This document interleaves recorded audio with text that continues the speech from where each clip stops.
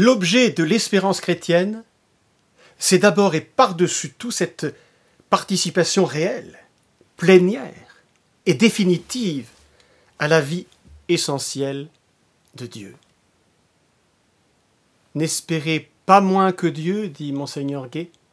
Dieu seul est votre espérance, insiste-t-il. Notre espérance, et par suite les prières et tous les autres actes qu'elle inspire, se fondent positivement sur Jésus-Christ et ont en lui leur racine. Jésus-Christ est en effet toute la raison de l'espérance chrétienne.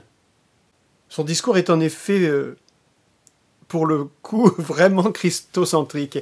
Et ça, il s'en cache pas. Hein. Depuis que nous avons commencé à traiter de l'espérance, nous n'avons parlé que de Jésus. Il est personnellement son gage. Notre espérance, c'est le Christ, affirme saint Paul, en cette fabuleuse formule lapidaire de Colossiens 1, 27. Car le Christ est la source, le fondement, la garantie de notre espérance. Il en est l'objet et le terme, et c'est dans l'union à sa gloire que prendra fin notre espérance. La substance même de Dieu, ce qui revient à dire sa vie, sa gloire, sa béatitude essentielle, est devenue, par Jésus-Christ, le pain régulier et quotidien de cette fin de bonheur qui nous presse, se constituant ainsi lui-même l'objet propre de nos espérances. Dieu s'en est de plus établi le garant, se posant devant nous comme la félicité parfaite où tous nos désirs doivent à la fin trouver leur quiétude. Mais bien sûr, l'espérance n'est pas qu'une promesse lointaine. Elle est un déjà là du royaume. Et Monseigneur Gay nous en donne les raisons. Il y a autre chose encore que la nature de Dieu pour appuyer notre espérance.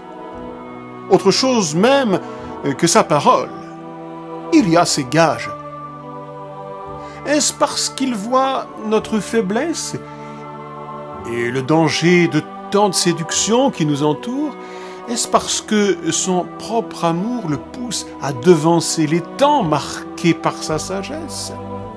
Toujours est-il qu'il semble ne pouvoir point contenir les bouillonnements intimes de son cœur et que, du vaste océan de sa vie, dont l'éternité est la rive naturelle, de grandes vagues passent par-dessus les bords et découlent sur nous en ruisseaux.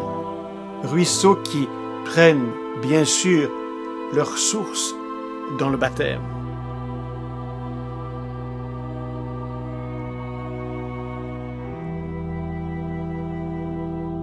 L'espérance est le cri intérieur de notre baptême, dit-il.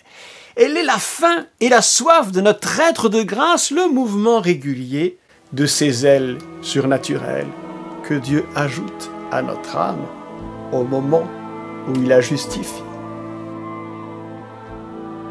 Il conclut son chapitre sur l'espérance en expliquant combien la confiance en Dieu perfectionne l'espérance.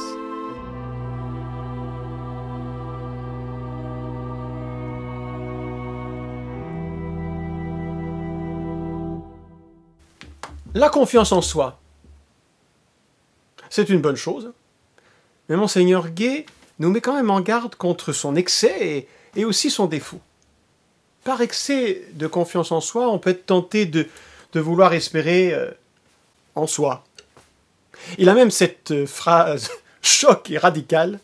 Autant qu'il est possible, chassez-vous de votre espérance et tâchez que Dieu seul y soit tout.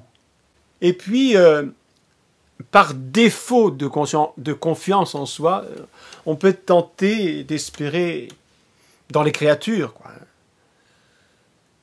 Ce sont des tentations un peu subtiles.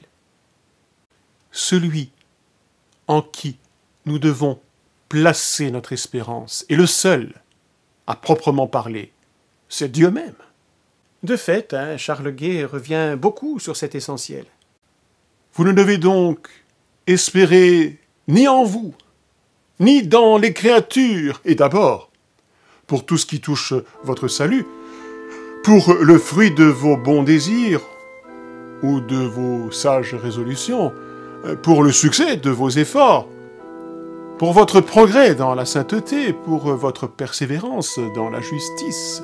Ne comptez aucunement sur vous-même. Je dis, ne comptez ni sur vos qualités vertueuses, ni sur vos triomphes précédents, ni sur tant de preuves d'amour que vous avez sans doute déjà données à Dieu. Il nous enseigne sur ce point ce qu'enseigne lui-même saint Thomas d'Aquin. Il n'est certainement pas permis d'espérer en un homme ou en une créature quelconque, comme s'il était la cause première qui peut nous mener à la béatitude. On peut néanmoins mettre son espérance dans l'homme, comme en un agent secondaire et un instrument capable de nous aider à acquérir les biens coordonnés à notre fin. C'est sur ce principe que se fonde et la confiance que nous avons au sein du ciel et les prières que nous leur adressons, conclut Monseigneur Guay. Votre espérance doit être invincible. Cela suppose qu'elle sera victorieuse, et d'abord qu'elle est attaquée. Tout est attaqué ici-bas. La vie terrestre n'est qu'un combat. On y est vainqueur ou vaincu. Or, j'ose bien dire que sur ce vaste champ de bataille qui s'appelle la vie chrétienne, il n'y a plus un seul coin de terrain où la lutte soit plus vive et plus acharnée que sur le terrain de l'espérance. On comprend qu'il en soit ainsi, car à bien y regarder, c'est là que la foi fleurit en amour.